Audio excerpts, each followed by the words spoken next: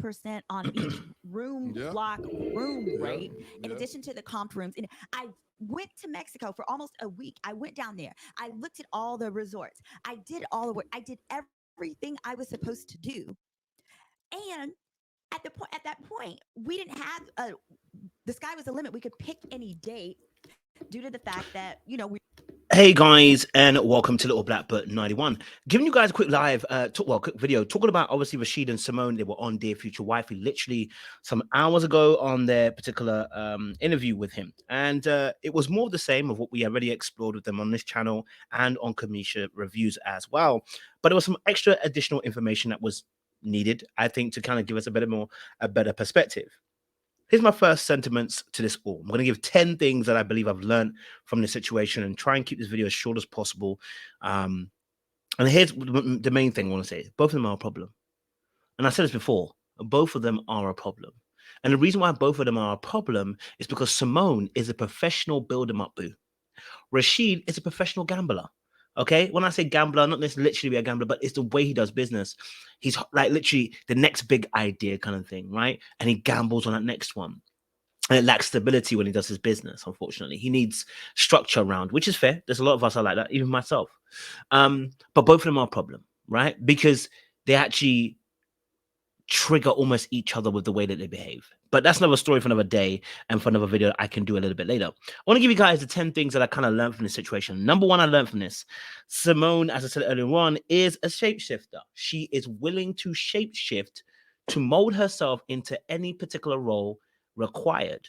You will see in parts of the thing where she speaks very proudly about some of the fact that she became a travel agent, she became a businesswoman, she became a repo woman, she became so many different roles. And she did that, number one, to keep the relationship together, but number two, also because, as she mentioned on our channel, the codependency. And the codependency wants to put somebody in a place of the role of a fixer.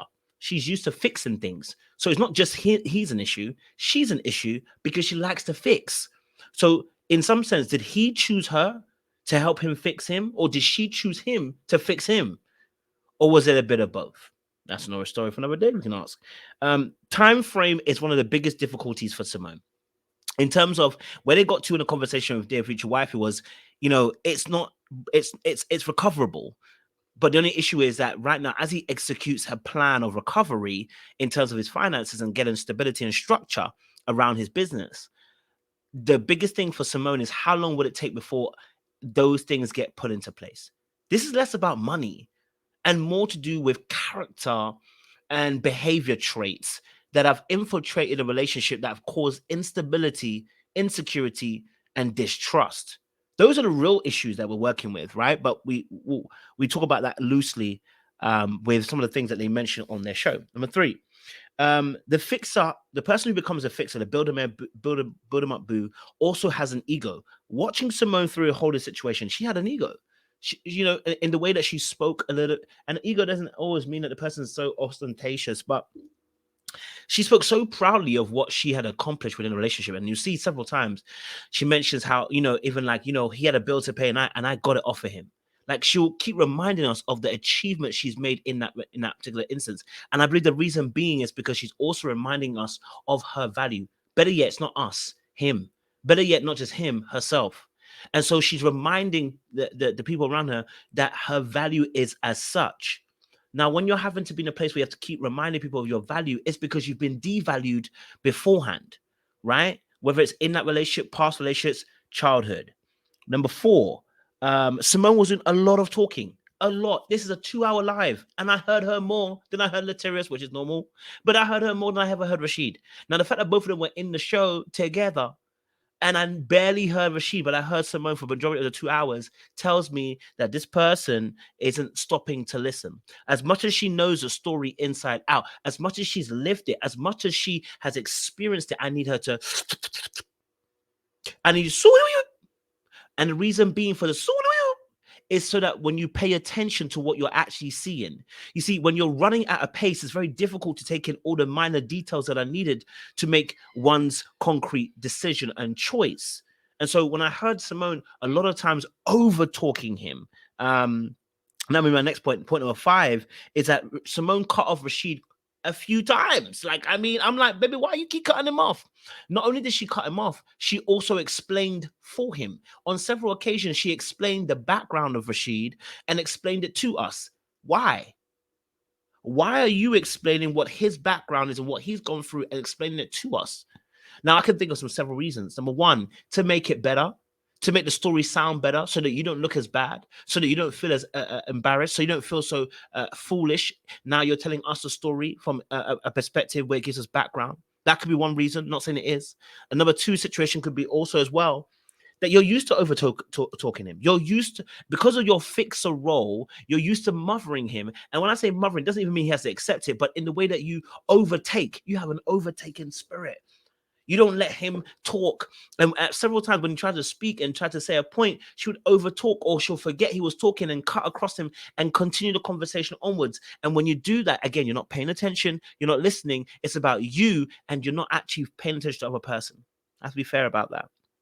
Point number 6, until she does her own her own healing, she may be insecure and unconfident about his own ability. So yes, he has things he has to work on, but until she does her own healing, she may never be secure. Like she said to us, she struggled to follow his lead. Why? Is that to do with his behavior? Partly, but is it also to do with the fact that you don't trust in general? Yes, you have your own issues of trust. And so when you have your issue of trust, what are you doing? You're trying to fix him. That's why I know that you have an issue of trust. You're trying to fix him. You can't let him do what he needs to do to fix it. You're going to try and fix it for him. Now, of course, like I said, he needs to take some time out to do that himself. Number 7 is the pattern of behavior from Rashid hasn't changed. Up until this point, when I'm saying that, apart from obviously now, of course, he's put some implementations in and made sure that, he's got Marie Scott and a few other people to make sure he's holding him accountable, dear future wife and does. But the behavior up until that point was consistent. What he had done in the past with past girlfriends or past wife was consistent, even up to the point of Symone. Right? So what gives us confidence that him taking time out and Symone sticking around that is going to change? There is none. There's no guarantee of that. So there is no reason to stay around. What I'm saying is that doesn't mean you can't be open to it. It means you don't stay around. You got to open yourself up, because in reality, right, if you stay there, you may realize when he gets healed, he may not even see you the same way. Number 8, the hope that it can be fixed without breaking up is problematic for me. The hope that this can be fixed without there being a proper separation and time spent alone in the wilderness is problematic for me personally, because I feel like people do this when they're afraid to be alone, when people are afraid to be solo, when people are afraid to go it alone because they're afraid that other person might leave and go and find someone else, or they may feel like their love they may be abandoned, or their love may no longer be reciprocated, or that familiarity of having that person close to you and loving you and caring you no longer exists, and it truly doesn't exist. But there needs to be healing that is done solo. There is a time and a place for a man and a woman to do some solo soul searching to figure out where they need to be. Okay, number 9 is Rashid has been following his father's footsteps in terms of the businesses and how he does it and how he runs it as well. And the ADHD was an issue as well in terms of being special ed. Which again, by the way, I loved Rashid's openness about sharing his thoughts and his experiences from his childhood. I did appreciate that. I really did. So I'm never going to be mad at a brother, sharing those things to us. Number 10, they didn't follow through on the counseling and the pre-counseling they did. And in fact, at one point, Rashid said, I'll go counseling if you go counseling. This is not maturity on either their parts. She should be going counseling anyway, and he should be going counseling anyway, irrespective of what the other person does. This is not a mature response. Now, this not following through on the pre-counseling is also alarming to me, because you guys were going to get married. Why did you stop it? Because you would have to focus on probably what you're seeing. Now, of course, we don't know if the counsel was actually good, but let's say the counsel was good and he pointed out several things. By quitting the counselor, you're actually quitting the process of actually saying there are issues we need to actually fix and address. Right? So when I heard that, I said, oh, baby, that's a lot. Anyway, let me leave it there. Like, share, subscribe. Let me know your thoughts down below. A quick synopsis. We're going to go live actually in a few minutes as well and break that down as well for you guys. Make sure you like, share, subscribe. Click on that bell button for notification uploads. We appreciate you guys. Stay locked and stay